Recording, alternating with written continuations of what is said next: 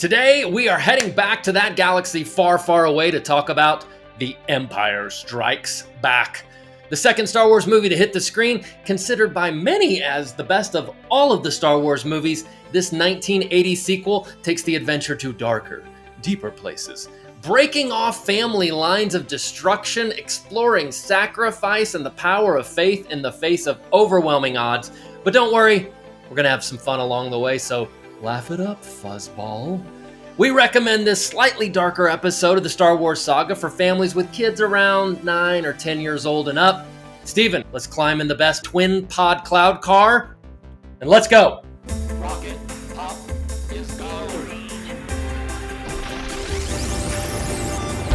Welcome to Rocket Pop Reviews, giving Christian families a reliable source for reviews of movies, shows, books, and podcasts. Every 4 computers now have primary control of critical vehicle functions. We're serious about the fun of entertainment. Nice to be in orbit. Roger, 0J, and I feel fine. And now your hosts, Steve Manuel and Jeff Davenport. The Empire Strikes Back. This is the second of the Star Wars movies. We had the first one, Star Wars, or they eventually called it A New Hope. The Empire Strikes Back, Return of the Jedi. Empire Strikes Back, in this one, the Rebel Alliance, the good guys, they're on the run after Star Wars, after they've blown up the Death Star, and the Empire, Darth Vader and his crew are coming after them. Han, Leia, Luke, the whole crew, they travel from an ice planet where they're having to defend themselves. Luke heads off to Dagobah where he meets this Jedi Master Yoda who trains him. And then there's all sorts of problems for Han and Leia and the robots on this other place. And Luke has to go and rescue them. And when he gets there, he has this big confrontation with Darth Vader that ends in this massive revelation that changes everything. This is the second of the 3 movies in this first original trilogy. Star Wars ends on an up note. Yay! Return of the Jedi ends on the biggest up note. Yay, we defeated. Empire Strikes Back ends on a bit of a melancholy note.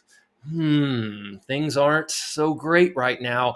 I can't wait to see how they resolve things in the third movie. So that's the general plot line of The Empire Strikes Back. Yeah, it's a big chase movie, right? When the Empire Striking Back, so to speak, is Darth Vader and his evil forces looking for the rebels, which includes Luke and Leia and the people. And this whole movie is them chasing them down, and maybe Luke's gonna transform along the way and he'll mature a little bit. But it's about this chase. All right, so let's talk about the craft of this movie. This movie, all of these Star Wars movies are typically called a space opera, which is a very strange little phrase. Yes, I've heard this all of my life, space opera. And I always thought, I don't see anybody singing in it. What's the opera?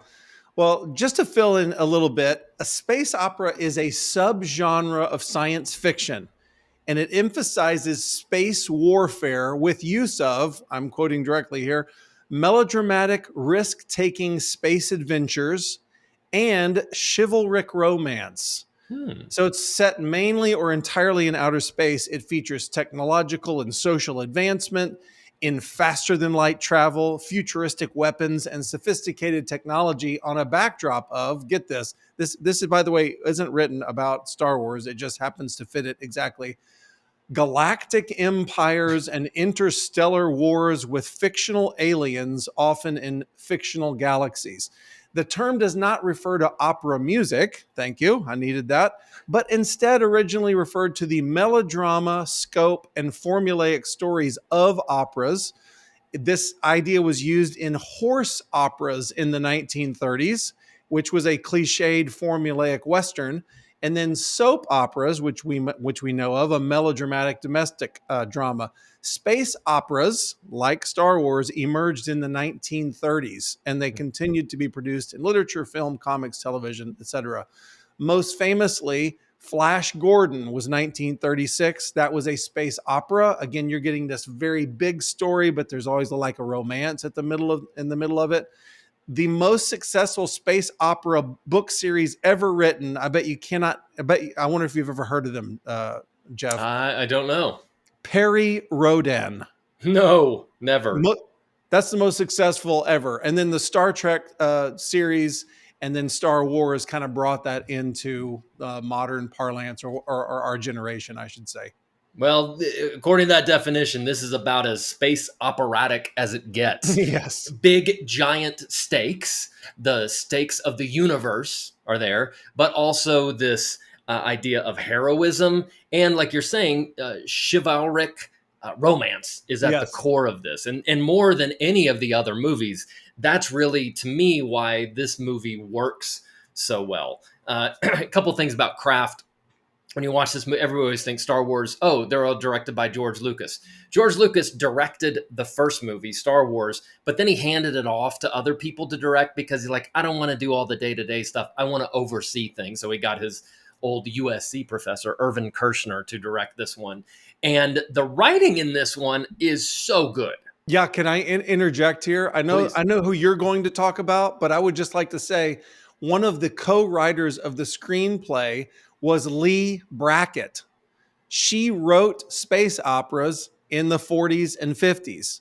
So George went and found her somewhere and said, do your thing with this movie. I just think that's fascinating. He looked at this second movie and said, I need to bring in another writer. George wrote the first one along with some uncredited help. And he got Lee Brackett because he knew she wrote space operas. He also knew that she wrote The Big Sleep, which was a classic old hard-boiled detective movie, Rio Bravo. So this woman had some real bona fides.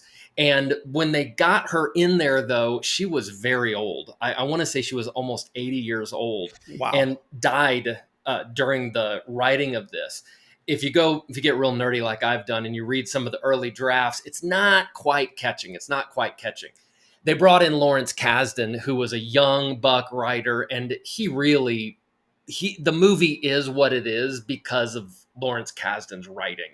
I think Lee Brackett probably brought a lot of great elements. Some of the snappy dialogue from The Big Sleep, that's in here.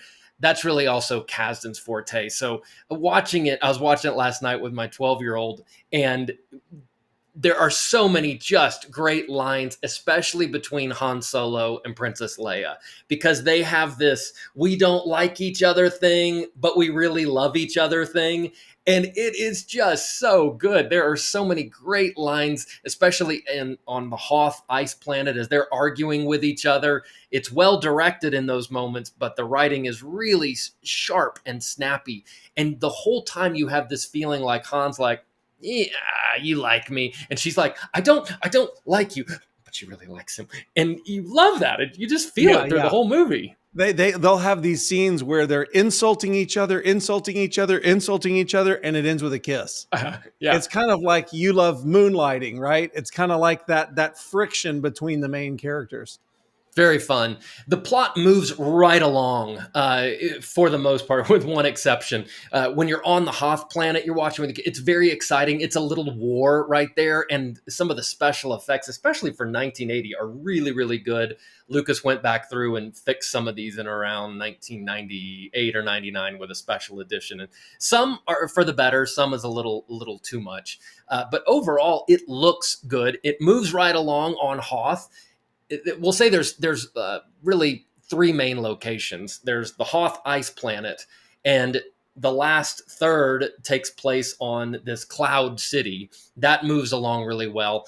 There's this part in the middle, and they're cutting back and forth, but there's this part in the middle, which is really important, but it's when Luke goes to this swamp planet, and he meets this Jedi Master Yoda, who's going to teach him the ways of the Force.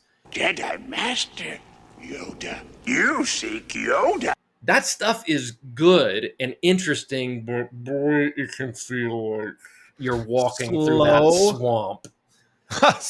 It's a little too much. The plot starts to swamp down. It totally does. Now, thankfully, if you're watching with a kid, they're going to cut from that to this really fun thing where the Millennium Falcon with Han Solo and Leia and Chewbacca and the droids, they're in like this asteroid field, and then they're hiding inside of an asteroid, but they come to find out, they're actually inside this space worm kind of thing. So it's going to cut back and forth.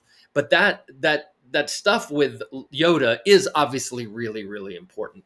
overall, craft on this movie is strong. It is well written. The plot Yes. overall makes sense. If you want to get nerdy and go, but what about this? Oh, I'm trying to, you can get nerdy. It'll be fine. But if you just generally go, like you said, this is a chase movie. Yeah. People are being chased across space.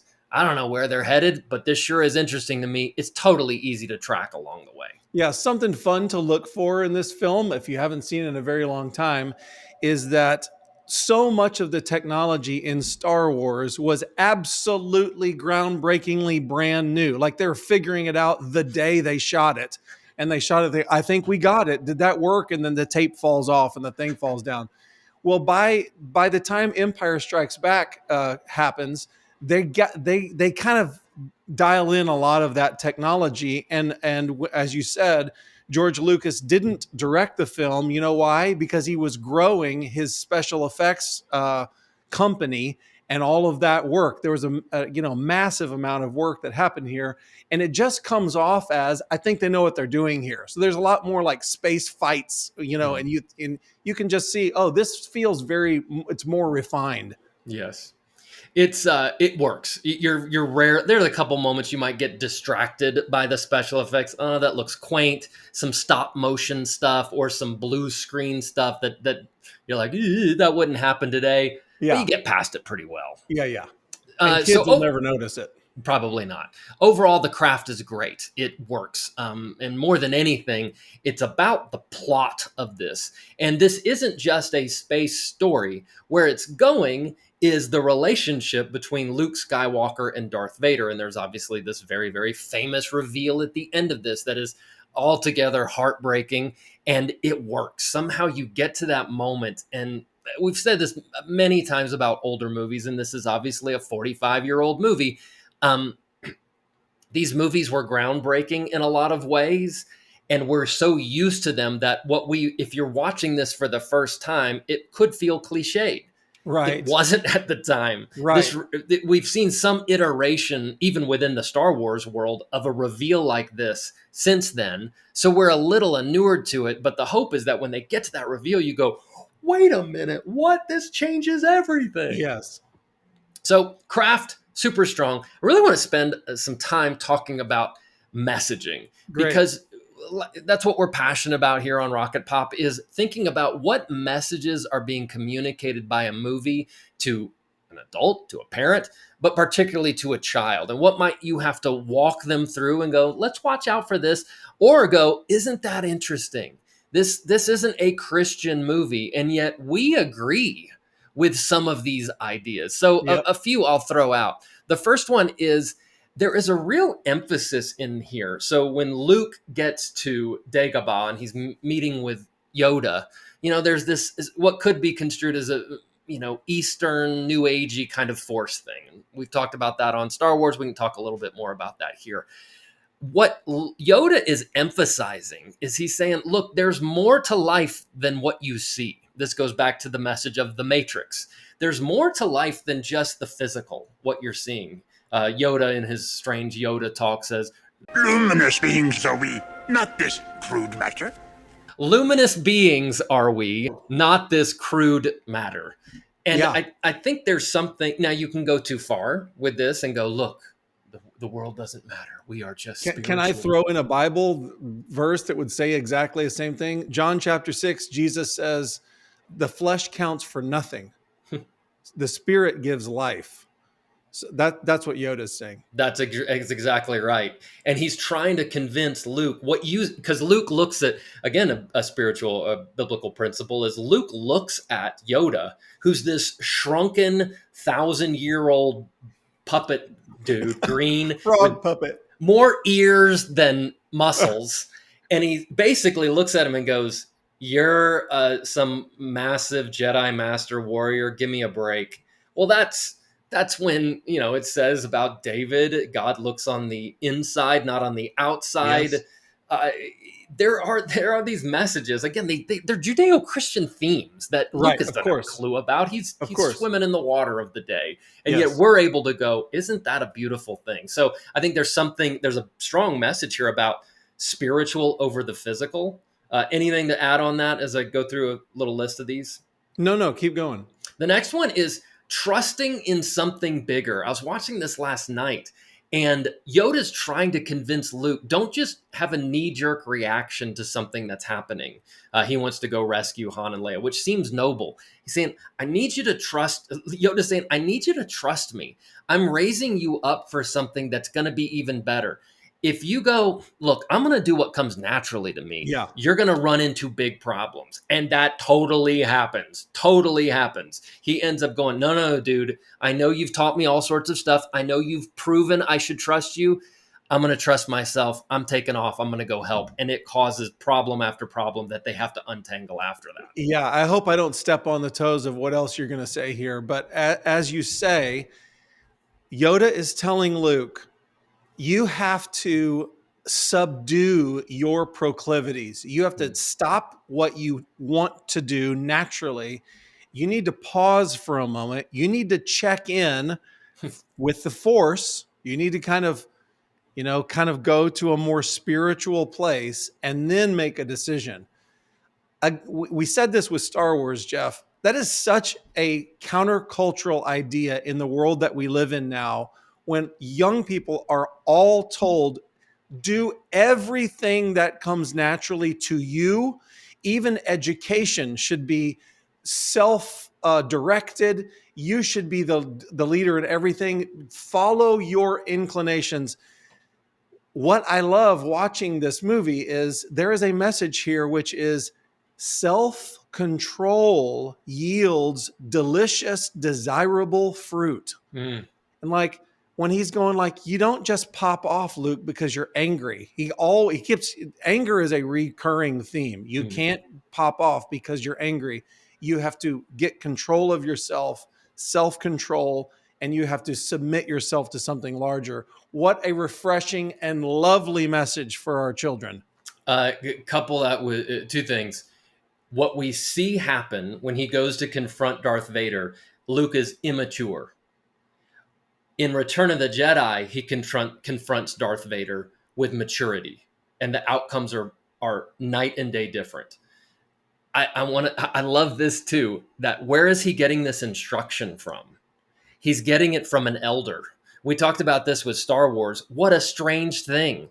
A movie, especially in the 70s, about they're just as you do. An old man is guiding him towards what's true. They double down on that in this movie. They go, Yes. We're going to have a little guy who's 1,000 years old give instruction to the young buck, and then we're going to have Ben Kenobi show back up and go, you got to listen to this. Elders.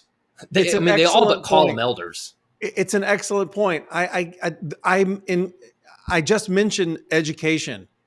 So education these days is more and more self-directed. The child will express his interests. The best that a child could do is be critical of old systems. That's the best idea.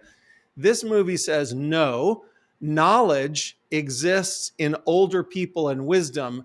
What a child must do is rein themselves in and sit and listen passively while knowledge comes from older generations, and they receive this eternal truth in them that they could not come up with on their own. Eureka. I just want to high five this movie. We're so used to the Star Wars movies. If you're our age or whatever, you're just used to them. It is important to look back and go, whoa. Because it hasn't changed, obviously. It's the same movie since 1980. The times have changed, which now makes it more relevant or more important for us today. I love that. There's other themes in this movie. Obviously, hope in the midst of darkness, evil's deception, the power of sacrifice is huge. But one of the things that strikes me that's really hit here that is going to play out even more in Return of the Jedi, so I kind of want to just tease it here, is there is something about family lines and breaking off a family line. And that obviously comes particularly in the punchline to this movie. But one of the most mystifying moments in the movie that you'll just have to prepare your kids for, talk with them through it, because it even as an adult, it doesn't quite make sense. Luke's on Dagobah. As I've gotten older, it's become one of my favorite moments. Luke's on Dagobah. He's getting training. And there's a spot nearby, kind of in a cave, which is that's very Joseph Campbell, going into the cave to confront something. He's like, I'm going to go in that cave. There's something weird there. And Yoda goes, okay, just watch it. And so Luke puts on his weapons and he's like, you don't need weapons. And Luke's like, I'm bringing my weapons. He goes down in there. All of a sudden, it's like this dreamlike state.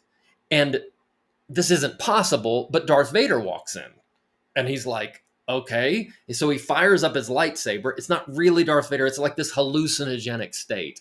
Yeah. And they fight for a moment. And Luke, it's not gross or anything. He cuts off Darth Vader's head. Boom, head falls down.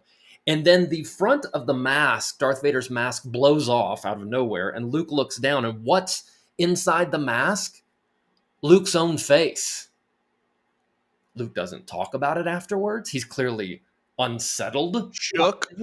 It's a total shock to him, but it's teasing what's to come later. But it's such a cool moment of it's setting up what the family line is and where things are going to have to go in Return of the Jedi. It's a confusing moment, but it's a powerful little moment.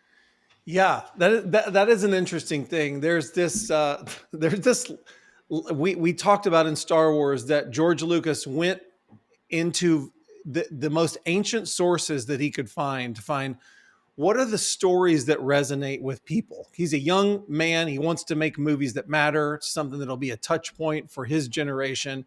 So he goes and researches very ancient things. And so you have this, there's a level that is spiritual. He's wanting to make spiritual commentary. Mm-hmm.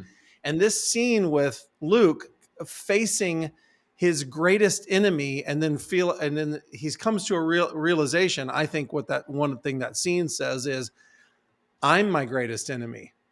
I always thought it was this other person, but when I go off in anger and think, I'll just kill him, I'll cut his head off, and he realizes that, oh, it's me. I'm the problem I have to deal with.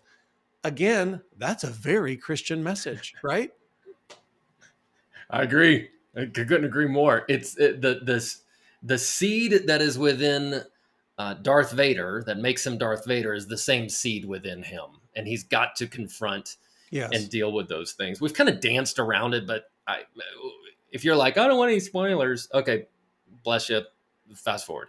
But the end of this movie is Darth Vader says to Luke, I'm your father. You always heard that I killed your father. I'm your dad.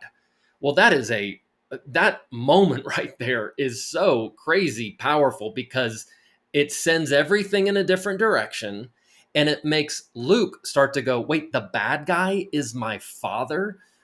I've got to deal with a family lineage thing here. And again, that sets it up for Return of the Jedi. I got to throw this in. I know I'm going back to craft real quick here, but I read that, okay, it was clear in A New Hope, the original Star Wars, that there was a plant here about Luke's relationship with Darth Vader. There was something there. Now it pays off here at the end of Return of the Jedi. And I always asked myself, how much of this story was cooked in George Lucas's mind? I read that it was after Lee Brackett died that George took the time to plot out at least the structure of the full series. I find that interesting. I don't know if he was going to set up a world and then find somebody like Lee Brackett that kind of understands space operas and stories. Why don't you flesh out where this goes from here? And I just think that's interesting because kind of the myth is that George Lucas had the whole Star Wars, everything in his mind before he made the first movie, which certainly is not true. He had drafts of law, but he chunked that. There were so many changes. I read once that the original Star Wars trilogy is about children rescuing their parents. And the hope was that the follow-up series, the ones that came after it, was going to be the opposite, was going to be parents rescuing their children because of Han and Leia and their son, Kylo Ren. Didn't really quite pay off, maybe to some degree, but I think that's an interesting idea that children rescuing their parents. So let's talk about Family Fit. Please. There are some moments that you got to watch out for. There's a special effects moment. My daughter turned away. They cut open a tauntaun, which is this camel type animal, and the Space camel. Yeah, it's kind of gross. The guts come out. It's great. It is cool. It actually is pretty cool. Because not only, I got to comment on that moment, having just watched it again, they did something where it kind of looks like intestines, but it's space intestines. It doesn't look like a normal animal. It's fascinating. Yes, it's all a certain color. It's like colorless, I guess. Yeah.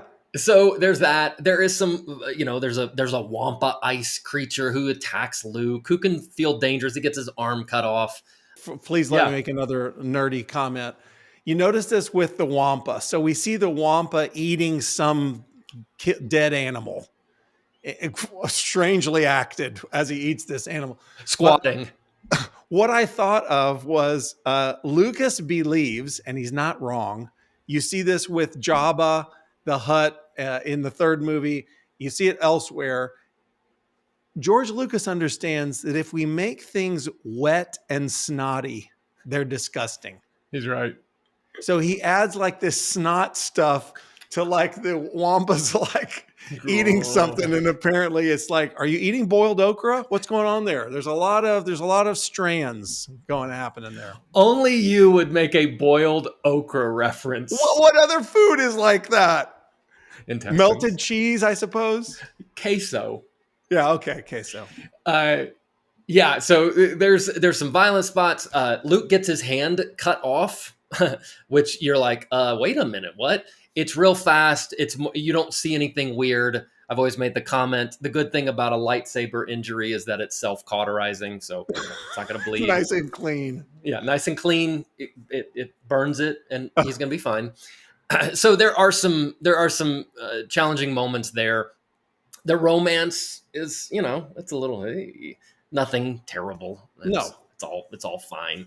The language is, TV language. There might be an H or a D kind of thing, but nothing. There's one weird moment. I turned to my daughter. I was like, that was a little aggressive. Han Solo he's being told on Hoth, don't go out there, your tauntaun will freeze. And he says, then I'll see you in hell.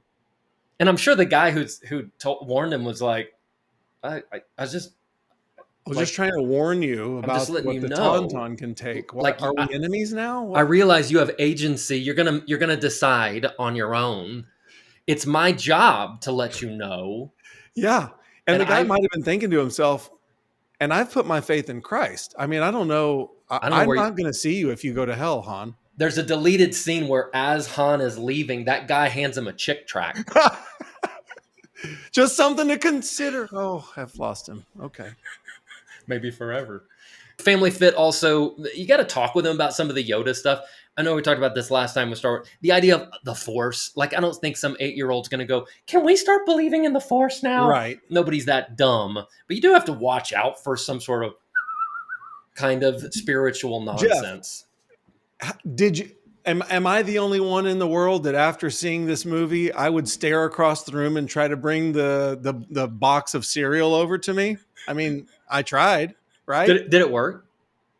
And I could never even get it to wobble. It just didn't work for me. Isn't it great when at the beginning when Luke is trying to get the lightsaber and it wobbles and you're like, yes, so exciting. You're so close. It's there. And then he shoots up at him. So watch out for some of those things. But there's such good role models here. Han Solo he's going to give his life here, or to some degree.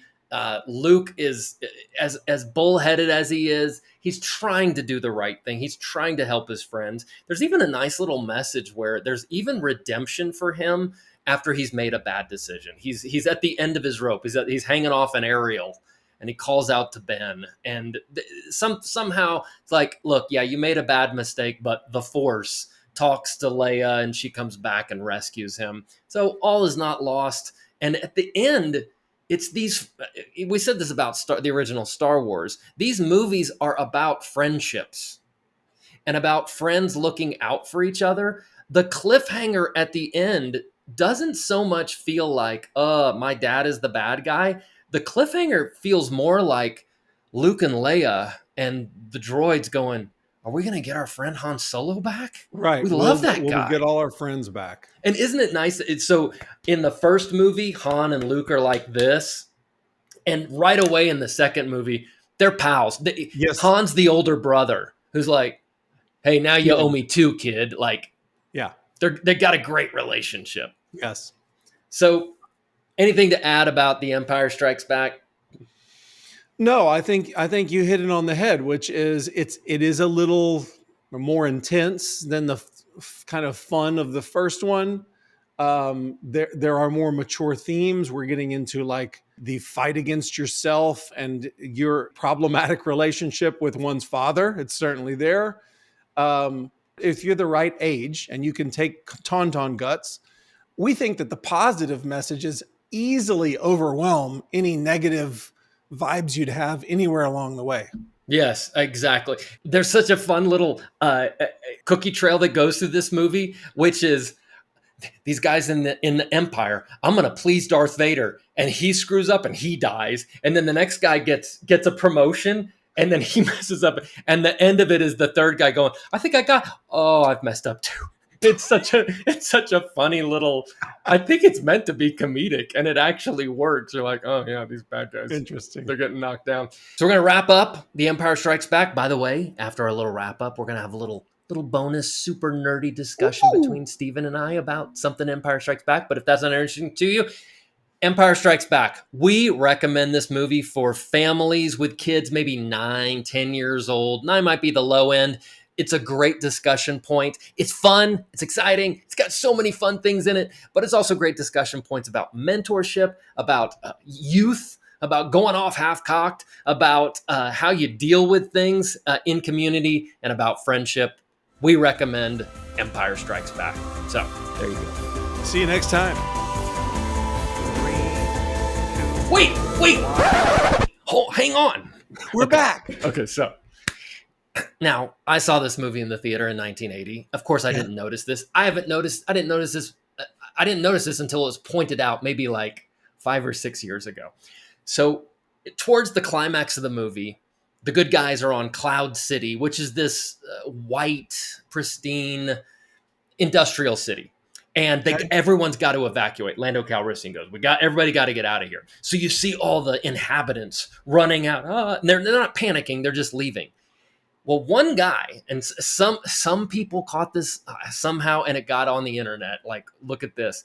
One guy caught everything that there is to catch about Star Wars. That's because true. The fans are so absolutely committed that everything there is to know, they know. They want to know the backstory on the guy who built the gate at Jabba's palace. Okay, so anyway, during this Cloud City evacuation, this one guy comes running around the corner, and he's in like an orange jumpsuit, and he's holding some device, which you're like, okay, and then he runs by and he's gone. It lasts for about 2, maybe 3 seconds. Yeah. Well, clearly the production designer's like, what do we have someone carry? They were trying to find anything that they could make look different. So people would go, yeah, whatever. It's a space thing. I don't know. It's whatever, it's a space battery of some tool. kind. Yeah. Well, clearly what they did was they took an old-fashioned, at the time, probably not old-fashioned, homemade ice cream maker. It's about this big, like a tub. The thing that cranks with the paddles on it. Yeah. Got a crank, and the top has this circle. So imagine this African-American man in an orange jumpsuit comes running around a corner holding a homemade ice cream maker going by. Well, of course, internet nerd world goes nuts, and they want to know, who is this guy? And I don't know. I don't know how they ended up naming this guy. I don't know if it got to Lucas's desk and Lucas went. So fandom has named this guy, or Lucas has named this guy, Wilrow Hood, and they've made a whole backstory about this guy. And if you go to some sort of Star Wars convention, there's people dressed like stormtroopers. There's a guy like Luke.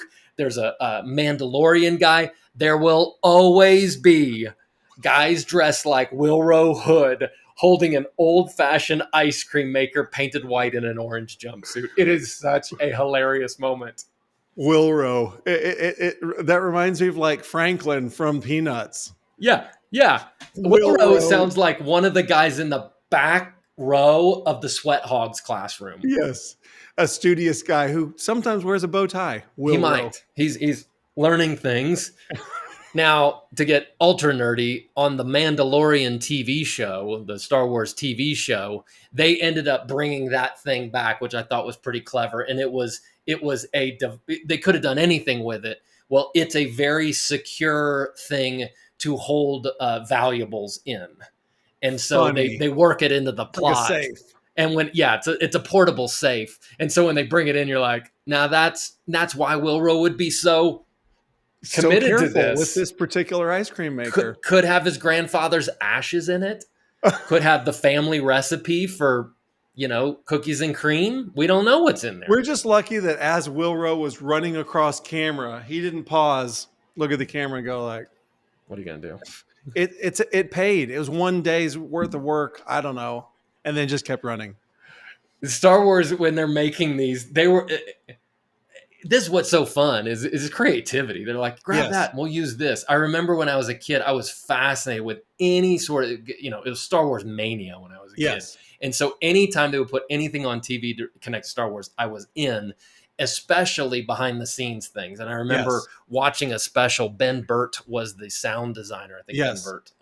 And I remember the sound of the pew, pew of the laser cannon shooting out of X-Wing fighters. They were basically the guy wires on electrical poles, and they had a metal hammer, and they hit it and went, and you're watching this going, they didn't hardly change that sound at all. That's the sound. Now, nowadays, you make something, I'll just pull it up on the computer. They were recording lions at the zoo and combining it with a monkey sound and all this. And okay, now that we got Chewbacca sound. It's crazy. So fun. Yeah. Endless creativity. There you go. Wilro Hood. I'll tell you this. If you send a photo of you or your child dressed like Wilro Hood going out for Halloween or some sort of thing, Stephen and I will send you some sort of signed Star Wars memorabilia signed by us. There you go. Incredible. So you would give Empire Strikes Back 5 out of 5 ice cream makers? 5 out of 5 ice cream makers. That's right. 3, 2, 1, 0. Thanks for listening to Rocket Pop Reviews. Don't forget to like, subscribe, and share with your friends. See you next time for another family-friendly review.